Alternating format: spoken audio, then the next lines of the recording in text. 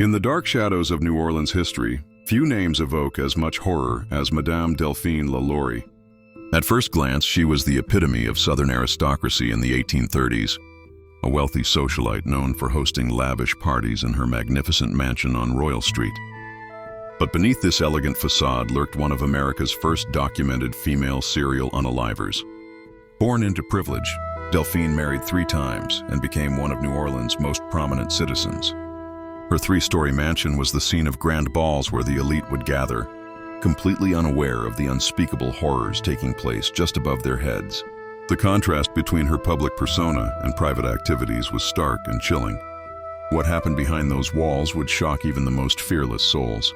Slaves were subjected to unimaginable tortures. Some were found chained, mutilated, and trapped in tiny cages.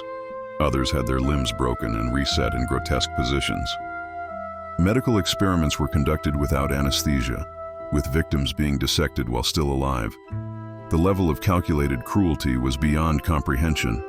The victims were primarily enslaved people who worked in her household, though some reports suggest she specifically targeted younger captives. What drove her to commit such atrocities? While some historians point to her troubled upbringing, others suggest she was simply a sadistic individual who used her position of power to act on her darkest impulses. The truth came to light in 1834 when a fire broke out in the LaLaurie mansion's kitchen. As firefighters arrived, they discovered something far worse than the blaze: a torture chamber in the attic filled with mutilated, dying victims. The discovery sparked instant outrage, and an angry mob descended upon the mansion. But Delphine LaLaurie had already fled.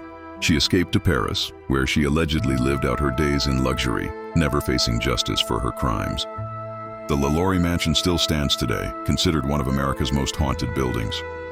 It serves as a dark reminder that sometimes the most terrifying monsters are not the ones in our nightmares, but the ones hiding in plain sight, behind wealth, power, and social standing.